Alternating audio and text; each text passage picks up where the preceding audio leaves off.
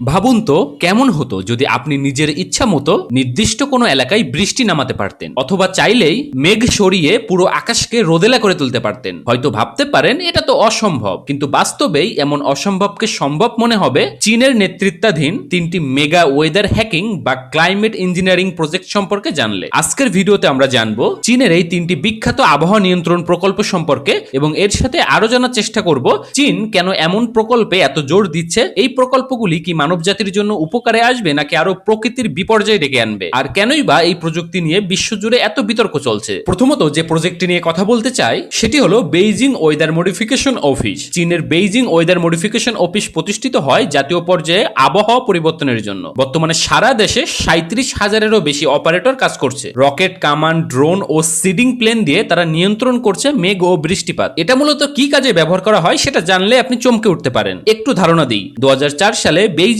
এ কৃত্রিমভাবে 12.5% বেশি বৃষ্টি তৈরি করা হয়। 2008 অলিম্পিক্সের আগে পরিকল্পনা করে বৃষ্টিকে আগে নামিয়ে আনা হয়, ফলে ওপেনিং সেরিমনি হয় ঝকঝকে পরিষ্কার আকাশে। 2009 সালের ডিসেম্বর মাসে কৃত্রিমভাবে তুষার নামিয়ে শহরে 20 বছরের মধ্যে প্রথমবার স্নোফল ঘটানো হয়। প্রশ্ন হলো কি ধরনের প্রযুক্তি ব্যবহার করা হয়েছিল এগুলো করার জন্য। সংক্ষেপে বললে সিলভার আয়োডাইড ভর্তি রকেট বা শেল আকাশে ছোড়া হয়। এগুলো বরফের স্ফটিকের মতো আচরণ করে, ফলে আর্দ্রতা জমে তৈরি হয় বৃষ্টি বা তুষার। দ্বিতীয় যে প্রজেক্টটি নিয়ে কথা বলবো সেটি হলো প্রজেক্ট তিয়ানহে, যেটি স্কাই রিভার বা চীনের আকাশ নেটওয়ার্ক ইঞ্জিনিয়ারিং নামেও পরিচিত। 2015 সালে চালু হওয়া প্রজেক্ট তিয়ানহে চীনের প্রথম মেগা ওয়েদার ইঞ্জিনিয়ারিং প্রজেক্ট। এটির মূল লক্ষ্য ছিল তিব্বতের ওপর 1.6 বিলিয়ন বর্গ কিলোমিটার অঞ্চলে বৃষ্টিপাত ঘটানো। 2020 সালের দিকে চীন এটিকে স্কেল আপ করে 5.5 থেকে 6 মিলিয়ন বর্গ কিলোমিটার পর্যন্ত সম্প্রসারণের পরিকল্পনায়, যা দেশের প্রায় অর্ধেক ভূখণ্ডকে কভার করে। এর মূল উদ্দেশ্য ছিল খরা দমন, কৃষি সহায়তা, হেইল প্রতিরোধ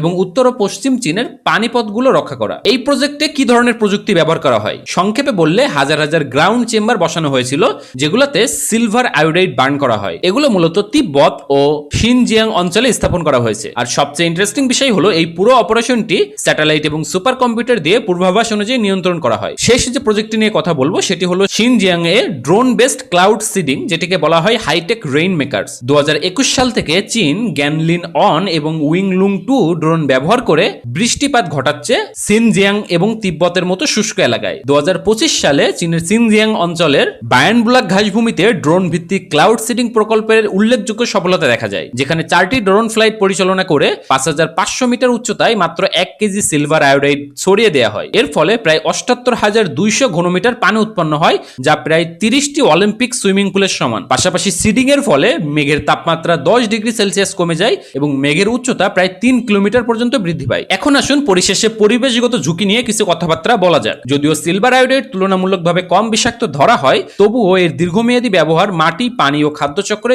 জমা হয়ে যাওয়ার সংখ্যা থাকে। বিশ্ব আবহাওয়া সংস্থা WMO সতর্ক করে দিয়েছে, যদি ব্যাপকভাবে এই রাসায়নিক ছড়ানো হয় তাহলে মানব স্বাস্থ্যে শ্বাসতন্ত্রের সমস্যা, জলজ জীববৈচিত্র্য হ্রাস এবং জলাশয়ে ভারসাম্যহীনতা দেখা দিতে পারে। এর সাথে আন্তর্জাতিক রাজনৈতিক উদ্বেগ বা জিওপলিটিক্যাল রিস্ক তো থাকেই, যেমন স্কাই রিভার এবং অন্যান্য ওয়েদার ইঞ্জিনিয়ারিং প্রকল্প নিয়ে ডাউনস্ট্রিম দেশগুলোর উদ্বেগ বাড়ছে। ভারতের মতো দেশগুলো আশঙ্কা করছে চীনের কৃত্রিম বৃষ্টিপাত প্রকল্পগুলোর কারণে হিমালয় নির্ভর নদী যেমন ব্রহ্মপুত্র কিংবা সিন্ধু অঞ্চলে স্বাভাবিক বর্ষণ ও পানি প্রবাহ ব্যাহত হতে পারে। এর ফলে পানির রাজনীতি, সীমান্ত উত্তেজনা এবং খাদ্য নিরাপত্তা সংকট সৃষ্টি হওয়ার সম্ভাবনা থাকে। যাই হোক, কমেন্টে জানাতে পারেন আপনার মতামত। সবাই ভালো থাকবেন, ধন্যবাদ সবাইকে।